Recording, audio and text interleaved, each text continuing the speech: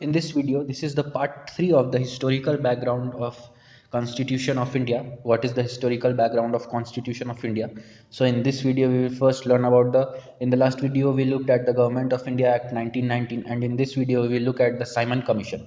So Simon Commission was a commission which was appointed by the British government, and it arrived in India in 1927, November 1927.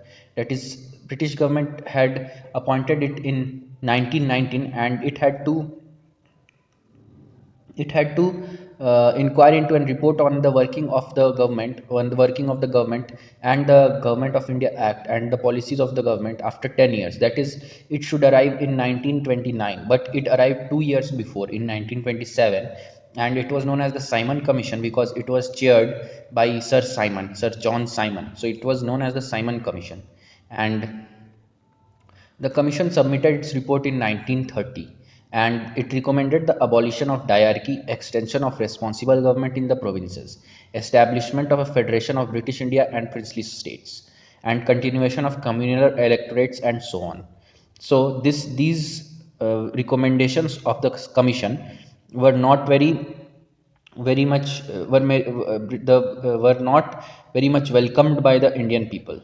They thought that British had this was an all white commission, that all the members of the commission were white, that is, all the members were British. So it was not accepted readily by the Indian people and especially the Indian National Congress.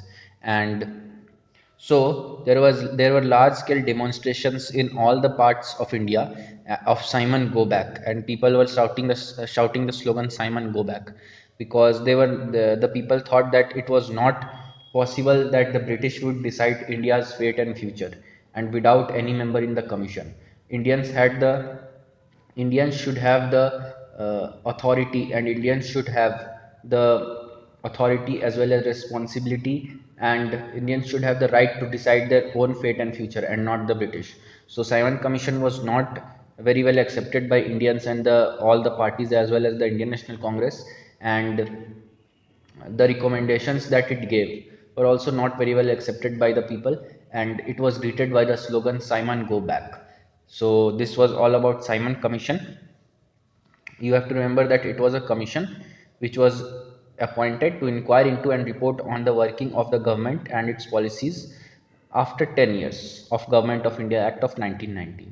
So now we will learn about the Communal Award. So in August 1932, Ramsay MacDonald, which was the then Prime Minister of England or Britain, he announced a scheme for representation of minorities, which came to be known as the Communal Award. It was a scheme for representation of the minority in the legislative assemblies and the legislative councils of the provinces as well as the center. So this was known as the Communal Award. What was the Communal Award was that it not only continued the separate electorates for Muslims but also provided separate electorates to Sikhs, Indian Christians, Anglo Indians, and Europeans, and also extended to the depressed classes. But as the Communal Award was extended to the depressed classes, and it was also provided earlier in 1909, the separate electorates were provided to the Muslims in parliamentary reforms. After that, as the Communal Award was announced, because after the round table conference the Indians were not able to decide, it was a failure, round table conference was a failure. So Ramsay MacDonald told that as Indians are not able to make a compromise and make a constitution for themselves, so he will announce a Communal Award. So after that, he announced the Communal Award, which gave separate electorates, which continued the separate electorates for Muslims as well as gave separate electorates to Christians, Indian Christians, Sikhs, Anglo Indians, and Europeans, and also the depressed classes. But Gandhiji was very much distressed over this situation, because he thought that if the Gandhiji thought that if the communal electorates were extended to the depressed classes, then it will not lead to their uprising in the society, because they will be always treated as depressed classes in future also. Gandhiji thought that we should not abolish the Varna system, but all the Varnas should work in conjunction with each other. and should provide all the varnas, that is the Brahmins, Kshatriyas, Vaishyas, and Shudras, which were the depressed classes. Shudras were the depressed classes, should work in conjunction with each other, and there should be no highs and lows between them. All the castes should be treated equal, and they should work in conjunction with each other and supplement each other, as well as help each other in the day-to-day life. So this was the thought of Gandhiji. So he was very much distressed over the provision of communal electorates to the depressed classes, as he thought that this will never lead to the abolishment of untouchability, because depressed classes were mainly belong to the Hindu religion as well as Hindu community, and so they were the Shudras. They were in the Shudras caste. They belonged to the Shudras caste, and so Gandhiji thought that if they were given communal electorates, then they will remain like that, and everyone will address them as everyone will address them as scheduled castes or depressed classes for their entire lifetime, and this country will be never, and this British India will never be liberated from the sin of untouchability. So he thought that this should not happen, and so he took a fast unto death in Yarwada jail, Pune. And there was an agreement. So as he was on fast unto death in Yarwada jail, Pune, so there was an agreement between the leaders of the Congress and the depressed classes. The agreement was known as Pune Pact, which retained the Hindu joint electorate and gave reserved seats to the depressed classes. So this was all about the communal award that Gandhiji was not very much happy, and so he took a fast unto death. So there was an agreement between the Congress leaders, that is the Congress leaders, Gandhiji, and B.R. Ambedkar, who was the representative of the depressed classes and the leader of the depressed classes. So and the leader of the depressed classes. So according to this, the joint electorates were abolished for the depressed classes, and the reserved seats were given to the depressed classes. It gave reserved seats to the depressed classes. So now we will move on to the Government of India Act of 1935. So as we move on to the Government of India Act of 1935, then we will look at what were the main features of Government of India Act of 1935. That it was a lengthy and detailed document which was having 321 sections and 10 schedules. So it provided for the establishment of All India Federation consisting of provinces and princely states as units. So features of the act were that an All India Federation was to be made, which constituted of provinces, British India provinces, as well as the princely states. And the act divided the powers between the center and the units in terms of three lists. That is, three lists were formed. That is the federal list, the provincial list, as well as the concurrent list. So in federal lists, all the items, 59 items were there, and the federation, that is the central government, had the right to make laws on these lists, these items. Then in the provincial list, only the provincial government could make laws, and on the concurrent list, both the provincial as well as the central government could make laws, whereas the residuary powers were given to the viceroy. So this was the first feature of Government of India Act. The second feature was abolition of diarchy in the provinces. As we all know, there was a diarchy in the provinces, that is the hierarchy in the provinces, that is the transferred subjects and reserved subjects were given to the governor, which had to be administered by the governor with the help of his legislative council in case of transferred subjects, and in case of reserved subjects it was to be administered by the governor with the help of his executive council. So this was abolished in the provinces, that is the abolition of diarchy took place.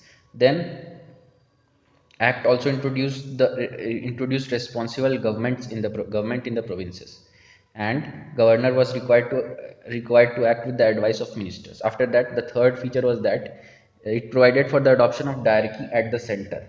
That is, diarchy at the center. That is, the center had the transferred subjects as well as the reserved subjects. So the federal subjects were divided into reserved and transferred subjects. Then it introduced bicameralism in 6 out of 11 provinces. That is, in case of provinces, bicameralism was introduced. So in case of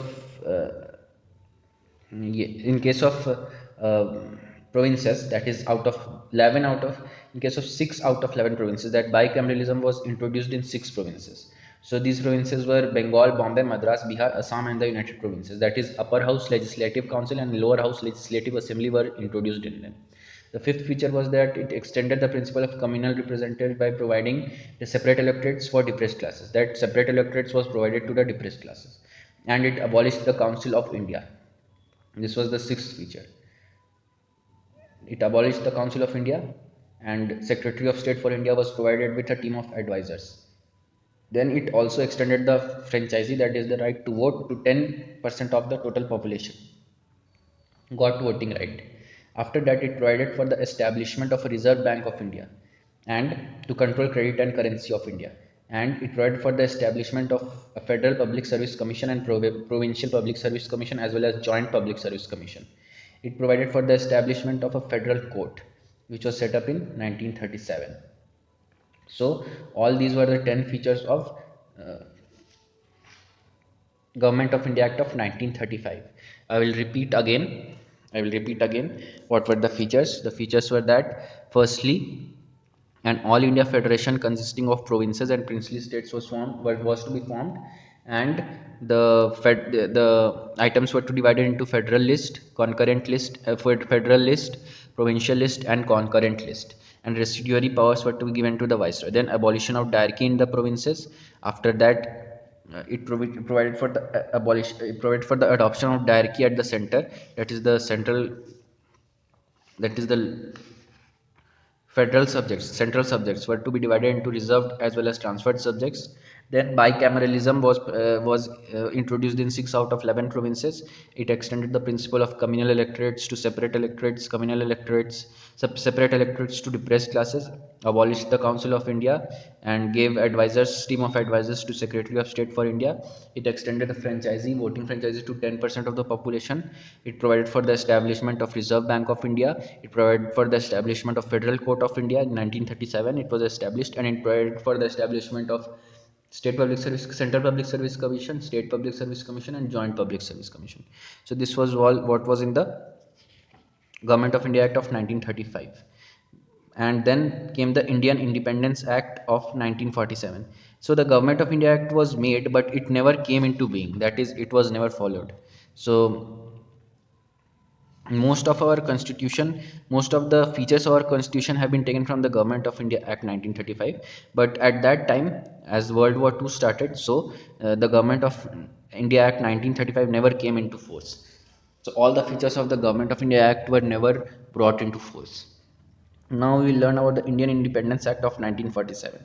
So on February 20, 1947, British Prime Minister Clement Attlee told that India would be declared independent, and the power would be transferred to the responsible Indian hands. And the announcement was followed by the agitation by the Muslim League demanding partition of the country.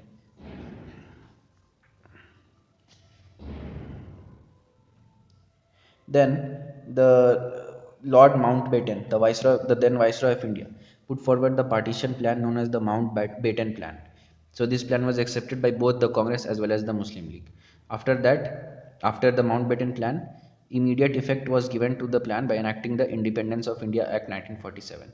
So in case of Independence of India Act, it ended the British rule in India, and India was declared independent from August 15, 1947. Then country was partitioned, that is, India and Pakistan were made. India and West Pakistan as well as East Pakistan was made.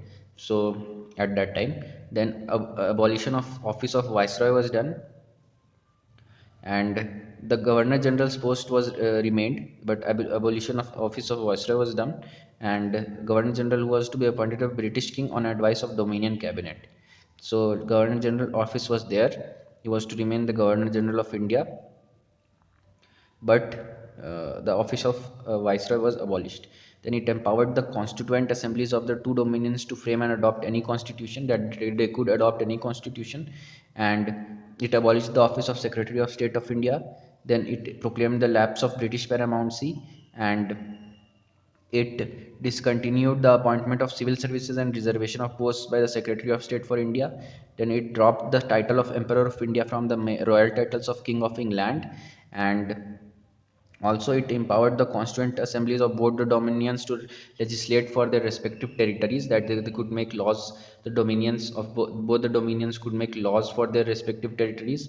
So until they were granted, and after they were granted independence, according to the provisional government or the constituent assembly, and they could repeal any act of the British Parliament, including the Independence Act itself.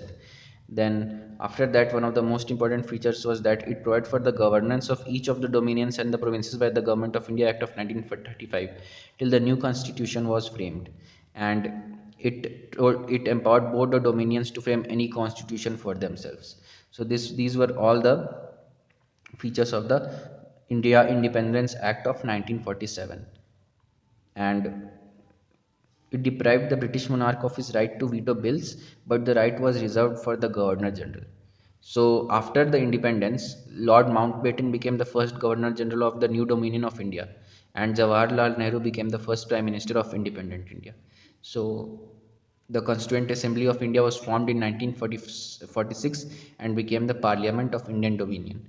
It functioned as the Parliament as well as the interim government till the first elections were done took place. So this was all about the Independence of India Act 1947. In the next video, we'll look at the how the Constitution of India was made. That is the making of the Constitution of India.